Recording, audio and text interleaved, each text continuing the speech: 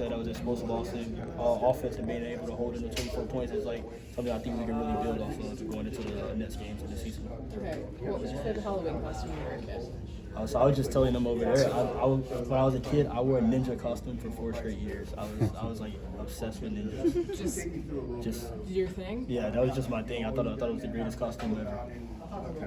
You obviously mentioned the big plays. Just what else has stood out a little bit about Indiana and specifically some of the QB play from Sorsby? I think he's done such a really good job when just kind of. I think he didn't start the first couple of games, and then now he's getting into a rhythm. And then, he played a really good game against Penn State, and they have a good defense. So I think he's really mobile, and he can make the throws, a willing passer as well. So we just gotta kind of be on our what's the word for toes? It? Yeah, kind of be on our. Is that I guess yeah, a little bit toes. So like knowing he can do both and affect the game in both ways, we just gotta kind of read our keys and be able to play physical. When you played a team that's kind of struggled record-wise, how do you guys as a locker room make sure you guys don't play down to your competition in a way? We always talk about that. I don't think we, as a team, are really in a position to really take anyone lightly because we know everybody's going to give us our best game, and I don't feel like we've been at a point where we just dominated. So we kind of just take the attitude that Indiana's going to give us everything they got, and they want to win this game just as bad as we do. So, and if we're going on the road in a hostile environment, so, we're ultimately going to, no matter what the record is, we're going to have to play our best ball. Looking at the Big Ten West standings, so many teams 3-2. How motivating is that? Really motivating. We know that ultimately we give ourselves a chance at the end of the year if we win out. If some things swing our way from other teams and stuff like that, but ultimately we know we have to win out, so we're going to play our best ball. And then, like we said, Coach Fick always talks to us and preaches to us about playing our best ball at the end of the year. And it's November football now, so we're just going to have to play our best ball now. Thank you. No problem. Rico, last year it seemed like a lot of teams like to try and pick on you because of your size and things like that. How have you found a way to turn your size into an advantage and now utilize that, in your technique? Like you said, with my size, I know I have to kind of my fundamentals and technique have to be kind of excellent. I know some things that bigger DBs can get away with, I necessarily can't get away with just because of my size and stuff like that. So just really being able to this year to try to put myself in a lot better positions, just being more glued to the receiver and then being in a position where I can, ultimately look back and make a play on the ball instead of kind of being out of position and then like being late on a jump ball or something like that. I think that's something I really emphasize going into the offseason. Rico, I noticed, I think it was after we were talking about your interception Saturday, you talked about film study, you talked about when you guys heard that Nazir was coming, you just went on, watched his film. Is that one of kind of your favorite parts of like the preparation? And if so, how long has that, kind of been a thing? Were you like that at high school? Has it just been here at Madison? Or what's that? Oh yeah, definitely. I would say I've been like that since high school.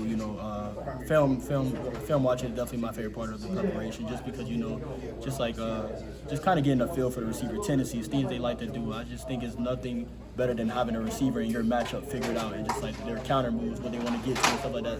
So I think that's always been a part of me since high school, ever since I started playing, and kind of when I got the opportunity to play here, I think that was always been a part of my process. And I think I've taken it up a notch this year, which has really helped me out, but I would say that's really always been my favorite part of preparation.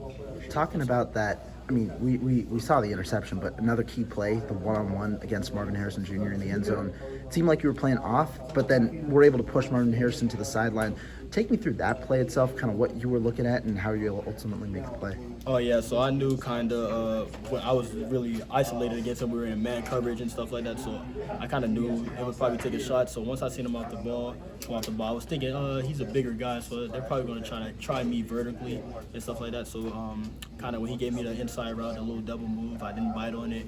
And then ultimately I knew, like, right now, I'm going to have to find the ball right now. I can't wait till I get into some perfect position to try to play the ball. So I kind of looked back early and was seeing the trajectory of the ball and where kind of like I fit for it. And then I was able to make a play on that. So that was awesome. Appreciate it. Oh, yes, sir. Thank you. No problem. How bad? Yeah, you're good. Talking about, playing the field side, those double moves, especially against receivers like Marvin Harrison Jr., seems like it might be a little tougher understanding how much space you might have to cover on the inside.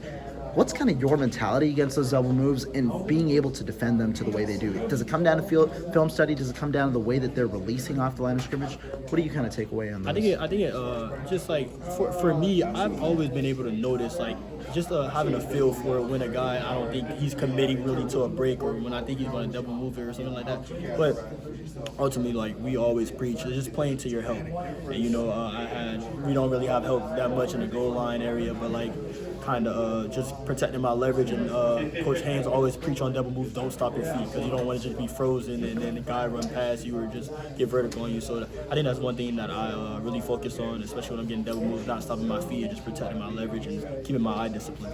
And then one last thing, I mean, go back to the spring. You said how you felt really comfortable in this scheme. You're starting to, get back into your groove. You reflected the midway point. You're making a lot of plays. How do you think the transition to this scheme has benefited you, and how have you been able to work based off this scheme? I think the scheme has benefited me great. You know, we kind of did the same type of things, similar things with Coach Leonard. It's a little bit different, but we did a little bit of similar things. But I just think being comfortable, being in positions, I think this coaching staff does a great job of scheming up things and just giving the offense different coverages and different looks and helping us not be in the same type of positions all game. So I think that really benefited, and I think that really benefited our whole secondary. You know, guys been able to make plays. You look at a guy like Hunter Wooler, his tackle freaking I think it was 11-10 tackles a game, and then he's also playing the ball like a maniac. So I think it's kind of helped us a lot, and then we benefited just from the different looks and just the different things this coaching staff tries to do.